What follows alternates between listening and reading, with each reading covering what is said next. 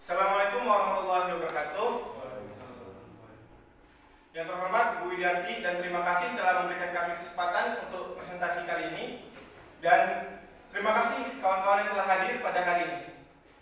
Perkenalkan, kami dari kelompok 1, saya Wildan Mukmin, dan sebelah saya Mubarak Al-Hamdi, dan saya Rizky Murniantasari. Di sini saya berperan sebagai coder atau mengurus codingan untuk pembuatan proyek ini, dan saya mengolah data dalam pembuatan PPT dan membantu penyusunan laporan.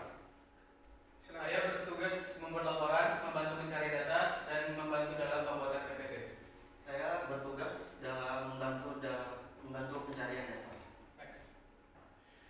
Nah, pada kali ini ada 4 poin penting yang akan kami sampaikan, yaitu pertama, data, yaitu sumber dan alasan kami memilih data.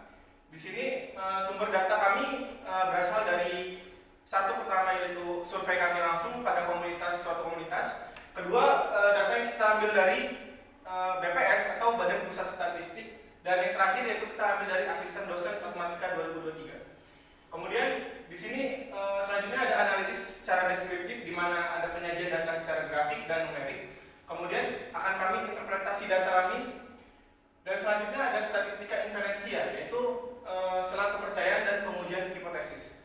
Kemudian yang terakhir ada software yang kami gunakan, yaitu Python, yang membantu kami dalam pelaksanaan proyek ini, yaitu Python yang berguna untuk membuat grafik dan analisis secara numerik. Nah, selanjutnya data pertama akan disampaikan oleh Mubarak.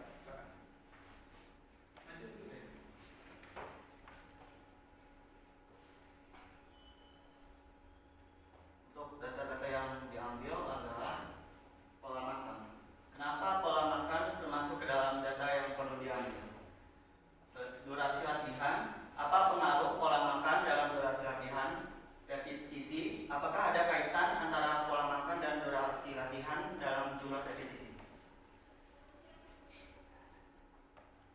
Untuk sumber data berdasarkan survei, dari data yang telah kami peroleh, dari survei kami memperoleh 86 respons mengenai push up dari komunitas Readers pada tahun 2023.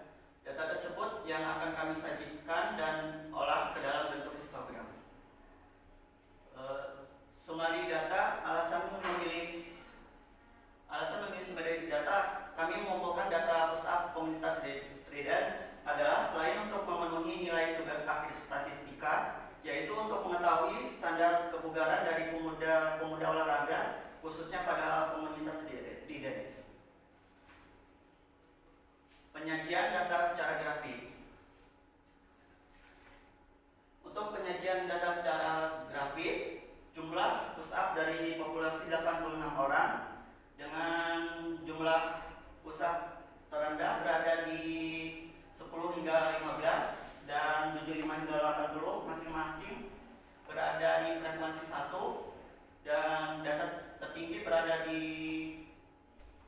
jumlah push up 45 hingga 50 berada di frekuensi 14. Untuk penyajian data secara numerik, data populasi dengan data terbanyak banyak data berada di 86 dengan rata-rata 44,39, dengan sigma 13,81, dengan data terendah 14, Q1 35, Q2 45, Q3 54,5, dan data terbanyak berada di angka 79. Penarikan data sampel. Penyajian data secara grafik. Penyajian data secara grafik untuk jumlah push up dari sampel acak, yaitu 36 orang, dengan jumlah push up terendah berada di jumlah 10 hingga 15, 70 hingga 75, 75 hingga 80, dengan masing-masing frekuensi berada angka 1, dan jumlah tertinggi berada di 45 hingga 50 dengan frekuensi 7.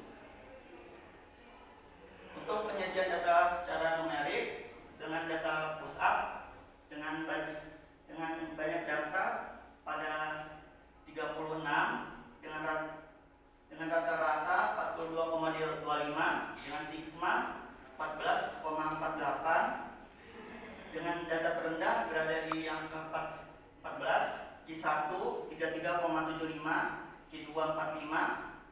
50,25 dan data terbanyak berada di 79.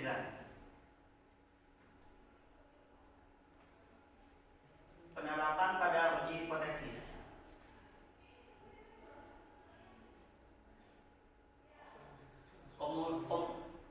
Komunitas DNS adalah komunitas olahraga. Para anggota dari komunitas tersebut dapat melakukan push up dengan mean 44,39, berdistribusi normal dan simpangan bahu 13,81.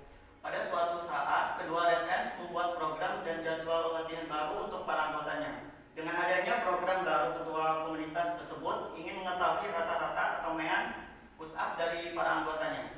Kemudian diambil sampel acak sebanyak 36 untuk menguji apakah mereka dapat melakukan push up lebih dari 44,39.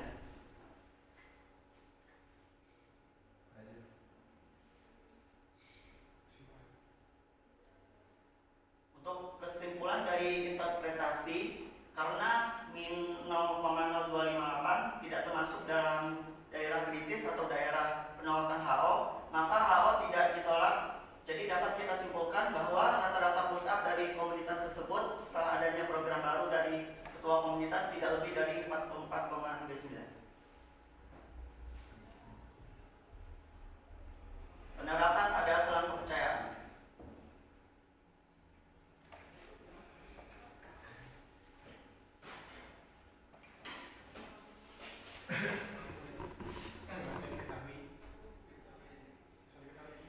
Diketahui X sama dengan banyaknya push up yang dapat dilakukan. X bar sama dengan 42,25, sigma sama dengan 13,81 dan N sama dengan 36.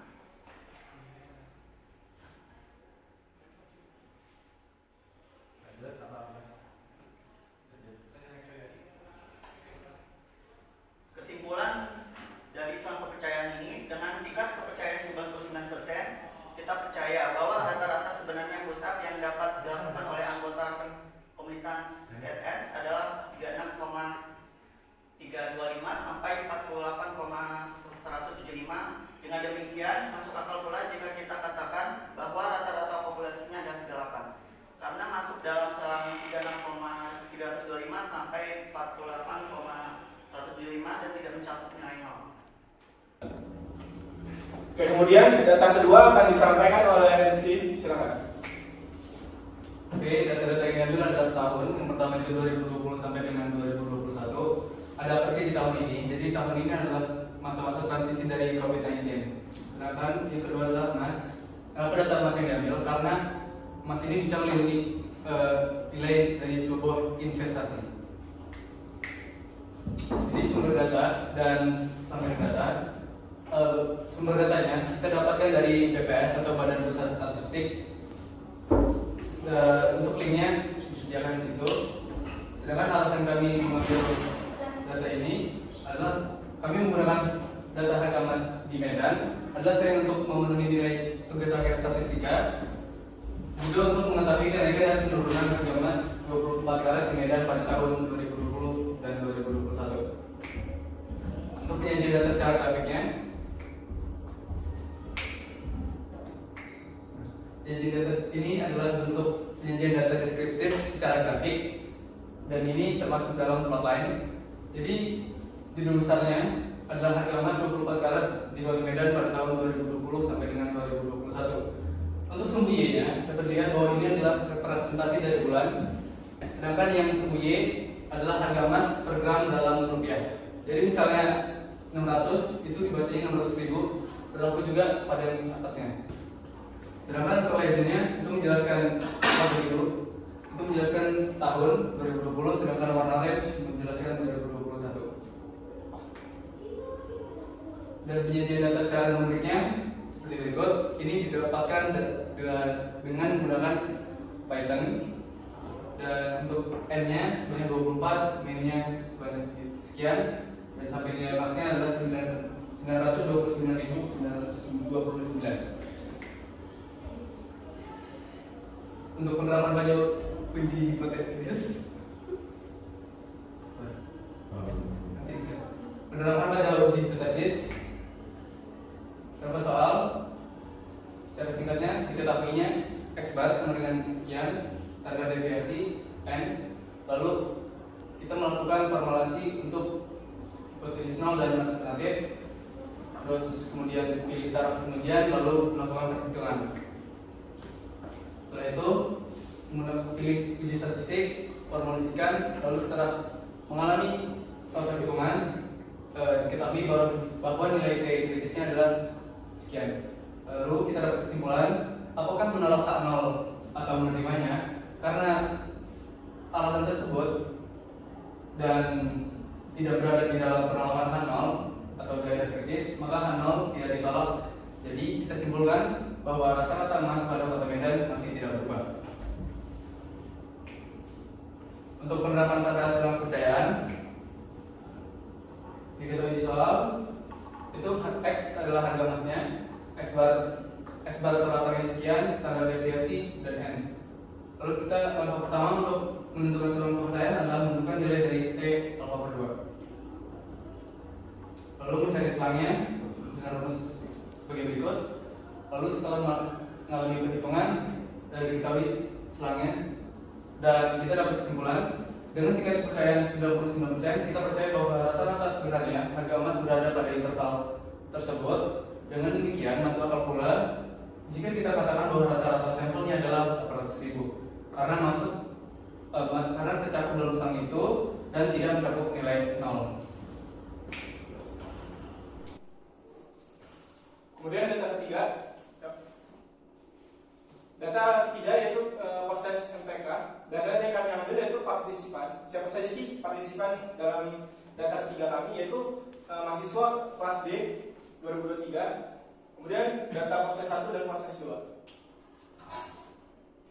Nah, sumber data yang kami ambil yaitu dari asisten dosen kami, dan kami memperoleh nilai data proses 1 dan proses 2. Kemudian alasan memilih data selain untuk memenuhi nilai akhir statistika, yaitu untuk mengetahui perbandingan antara proses 1 dan proses 2, untuk melihat apakah ada perbandingan yang signifikan pada rata-rata tersebut.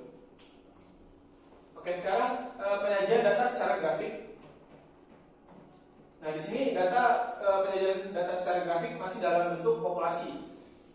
Dapat dilihat di sini data yang pertama yaitu proses 1 mengalami distribusi normal, di mana nilai 60 adalah frekuensi terbanyak dibandingkan dengan proses 2, yaitu penyebaran datanya tidak normal karena di nilai 100 frekuensinya mencapai 14, sedangkan yang lain di nilai 0 misalnya ada nilai hanya satu orang yang dapat nilai 0. Next. Kemudian ini penyajian data secara numerik.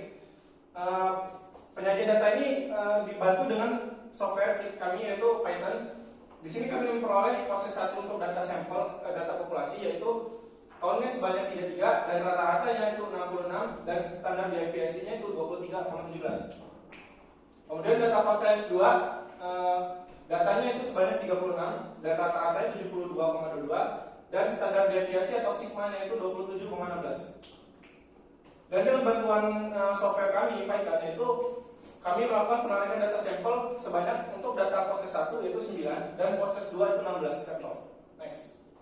Kemudian ini penyajian data secara grafik. Next. Nah, dapat dilihat di sini data proses 1 yang tadi berdistribusi normal akhirnya berubah karena penarikan data sampel yang acak.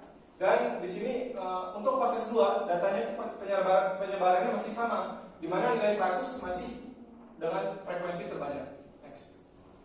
Nah, di sini untuk data proses 1 data sampel yaitu 9, rata-ratanya 57,77 dan simpangan baku untuk sampel yaitu 18,55. Next. Untuk data proses 2 datanya yang terambil yaitu sebanyak 16 dan rata-ratanya 68,75 dan standar deviasi untuk sampel tersebut yaitu 32,63. Next. Nah, sekarang penerapan pada uji hipotesis. Next. Di sini untuk membantu kami dalam uji hipotesis, kami membuat sebuah soal di mana di soal diketahui yaitu X kemampuan matematika dari kelas D untuk X bar 1 57,77 dan X bar 2 68,75 dan simpangan baku yang 1 18,55 dan simpangan baku 2 32,3, di mana tadi banyak data yaitu 9 dan 16. Kemudian alfa taraf pengujian kita menggunakan 0,01. Nah, langkah pertama yaitu formulasikan hipotesis nol dan hipotesis alternatif. Di soal apakah rata-rata nilai proses 1 lebih besar dari proses 2? Nah, maka di sini kami menggunakan hipotesis 0 yaitu mu kurang dari mu 2 dan H1 mu 1 lebih dari mu 2. Next. Kemudian langkah kedua, pilih taraf pengujian nyatanya. Tadi kan kita menggunakan 0,01. Di sini kita gunakan alfa per 2 dapat jadi 0,05 dan hasil akhirnya itu 2,807. Kemudian langkah 3 kita gunakan statistik T karena sigma tidak diketahui. Kemudian formulasikan aturan pengambilan keputusan tolak K0 jika T lebih dari T alfa atau kurang dari T alfa min T alfa. Next. Nah, di sini kita cari dulu simpangan baku gabungan dari dua sampel tersebut dan mendapati nilai segini. Terus baru bisa dihitung tabel nilai T ya. Kemudian dapat nilai minus 0,933. Next. Nah, kesimpulannya karena T masih kurang dari 2,807 atau maksudnya tidak berada dalam daerah penolakan H0 atau daerah kritis, maka H0 tidak ditolak. Jadi dapat kita simpulkan bahwa rata-rata nilai proses 1 tidak lebih dari rata-rata nilai proses 2. Next. Kemudian penerapan pada selang kepercayaan. Next. Di sini juga kami membantu untuk membantu kami dalam selang kepercayaan, kita juga membuat soal dan yang diketahui di soal yaitu ada proses 1 dan proses 2 dan melihat simpangan baku, sampel dan banyak data. Next. Langkah pertama untuk selang kepercayaan itu menentukan T alfa dB yang diambil dari banyaknya data 1 ditambah data kedua dikurang 2 terus dibagi 2 dan dapat hasilnya 2,807. Next. Nah, sama seperti tadi karena dua populasi maka kita cari dulu simpangan baku gabungannya, dapat nilai 28,53. Next. Kemudian mencari selangnya, rumusnya ada X bar 1 dikurang X bar 2 plus minus T alfa tadi dan simpangan baku dikali akar 1 per N1 ditambah 1 per N2. Kemudian dapat selangnya itu minus 44,35 sampai 22,39. Nah, selanjutnya kesimpulannya dengan tingkat kepercayaan 99%, kita percaya bahwa selisih rata-rata sebenarnya nilai proses 1 dan proses 2 adalah dalam interval minus 44,35 sampai 22,39. Karena interval tersebut mencakup nilai 0, maka tidak dapat disimpulkan bahwa nilai proses 1 lebih besar dari proses 2. Oke, sekian dari kami. Terima kasih telah hadir pada hari ini. Terima kasih juga kepada Bu Widi telah memberikan kami kesempatan kali ini. Kami akhiri. Assalamualaikum warahmatullahi wabarakatuh.